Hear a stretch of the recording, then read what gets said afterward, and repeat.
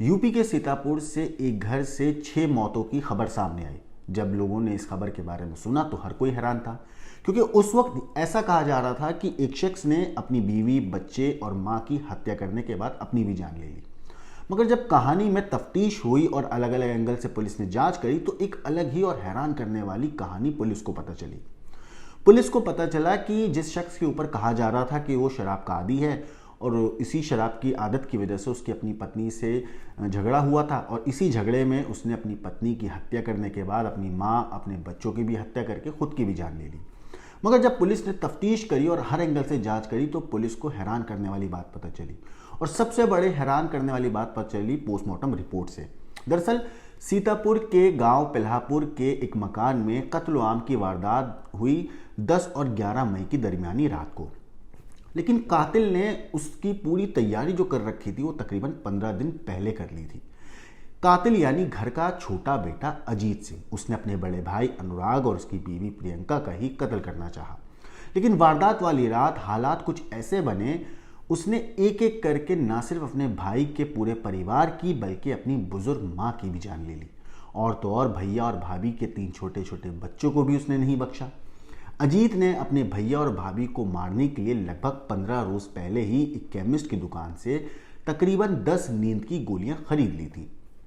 जिन्हें वो वारदात से पहले सबके खाने में मिला देना चाहता था ताकि सारे लोग गहरी नींद में सो जाएं और ये अपनी हैवानियत भरी वारदात को, जो इसकी प्लानिंग है, उसको अंजाम दे सके। लेकिन कहानी में अलग मोड़ तब आया जब सारी तैयारी होने के बावजूद 10 मई की रात को अनुराग और उसकी फैमिली ने खाना खाने से ही साफ मना कर दिया। असल में उस रोज अनुराग अपनी पत्नी और अपने बच्चों को लेकर घर के बाहर गया हुआ था। घर में अजीत और उसके पीछे उसने खिचड़ी में नींद की गोलियां मिला दी थी,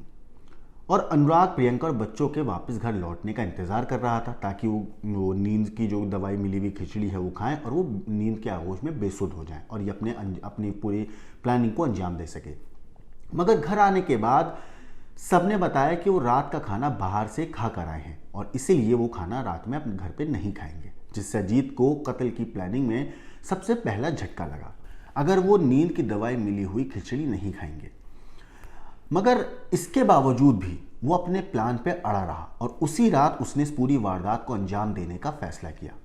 उस रात हुआ कुछ यूं कि अजीत ने रात करीब 2 बजे पहली मंजिल पर बने प्रियंका सिंह और उसके बच्चों का जो कमरा था उसका मेन स्विच जो है लाइट का वो बंद कर दिया,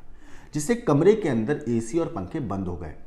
और गर्मी की वजह से नींद खुली और प्रियंका अपने कमरे से बाहर आ गई। अजीत इसी मौके का इंतजार कर रहा था। उसने पहले तो अनुराग और प्रियंका के साथ जमीन जायदाद को लेकर इसका विवाद चल रहा था। फिर उसी दिन जब इसने कमरा बंद करा और प्रियंका बाहर आई तो इन लोगों के बीच में कहासुनी हुई और फिर तब उसने प्रियंका को अपने पास मौजूद .315 बोर के तमंचे से गोली मार दी। और बस इस एक फायरिंग के साथ एक एक करके 6 कत्ल के खौफनाक सिलसिले की शुरुआत हो गई थी। अपनी भाभी यानी प्रियंका सिंह पर चलाई गोली की आवाज सुनने के बाद बगल के कमरे में सो रही अनुराग और अजीत की जो बुजुर्ग मां थी सावित्री, उनकी नींद खुल जाती है और उन्होंने देख लिया कि अजीत ने घर की बड़ी बहू को गोली मार दी है, जिससे घबराकर उसने अपनी मां को ही टारगेट कर लिया और हथौड़े से उनका सिर भी को फोड़ दिया। फौरन उनकी भी जान चली गई। अब तक अजीत के सिर पर खून सवार हो चुका था। 2 कत्ल करने के बाद अब वो अपने भाई अनुराग को मारना चाहता था, क्योंकि उसे लगता था कि प्रॉपर्टी और लोन को लेकर भैया और भाभी के रवैये के चलते ही उसे जिंदगी में सारी परेशानियां हो रही हैं। 2 कत्ल करने के बाद वो सीधे अनुराग के कमरे में गया और वहां सो रहे अपने भाई के सिर में बिल्कुल करीब से उसी तमंचे से गोली मार दी जिससे प्रियंका की उसने हत्या करी थी। और इस तरह चंद मिनटों के अंदर ही 3 लोगों का कत्ल उस घर में हो चुका था। अब अजीत ने आधी रात को ही अनुराग और प्रियंका की बड़ी बेटी आरना को उठाकर यह समझाने की कोशिश की कि उसके पापा यानी अनुराग ने उसकी माँ और दादी की हत्या करके खुद को गोली मारकर आत्महत्या कर ली, अपनी जान ले ली है।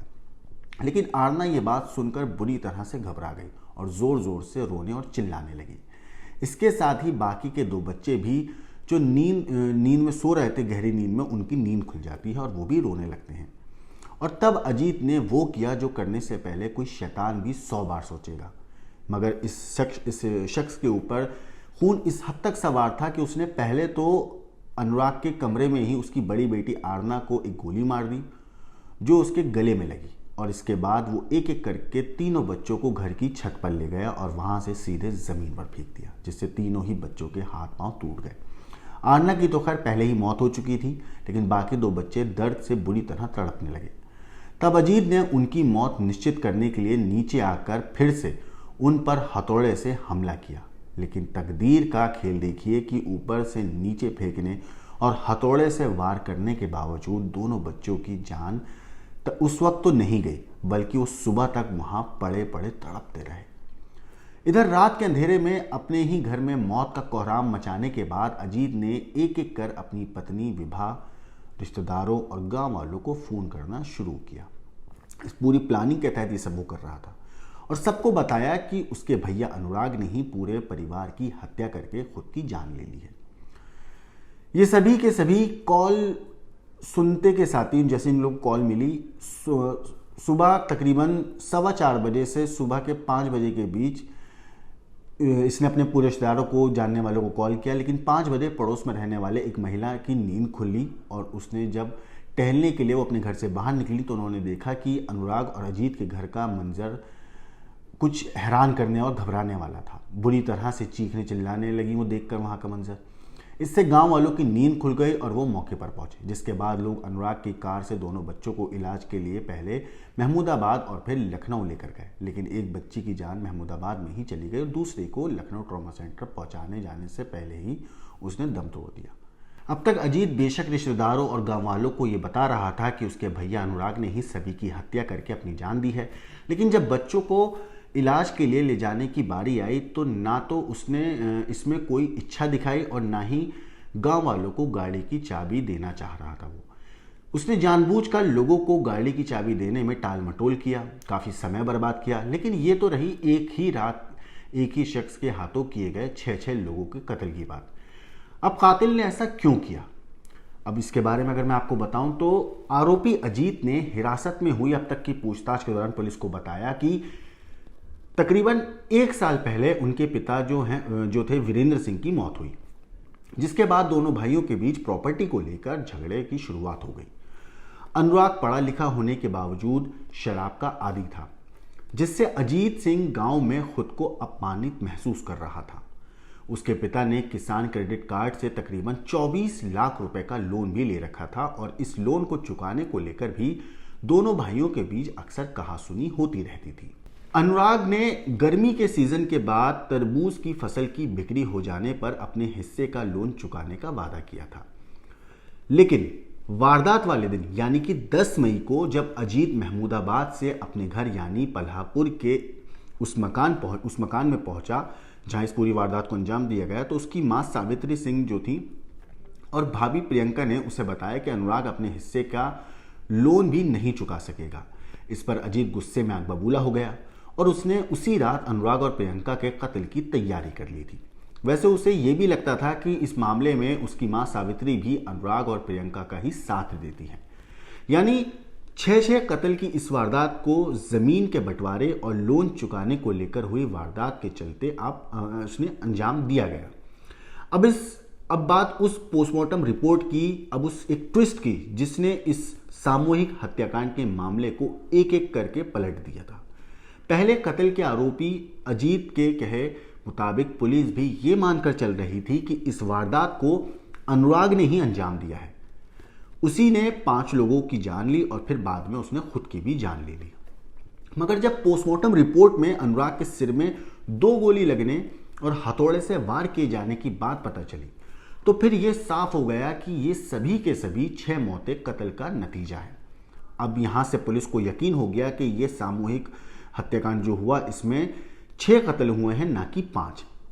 और इसी पोस्टमार्टम से ये साफ हुआ कि इस मामले में 3 लोगों को ही कातिल ने गोली मारी थी, जिनमें अनुराग,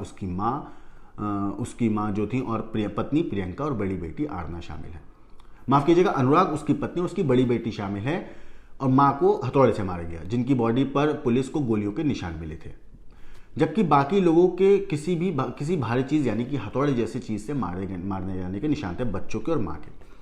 पुलिस के मुताबिक जब ये तथ्य सामने आ गए कि पूरा का पूरा मामला कत्ल का ही है, तो फिर पुलिस ने अजीत, उसकी पत्नी विभा और दूसरे नाते रिश्तेदारों से और गांव वालों से लंबी पूछताछ की, कॉल डिटेल निकाली, फोन की लोकेशन चेक करी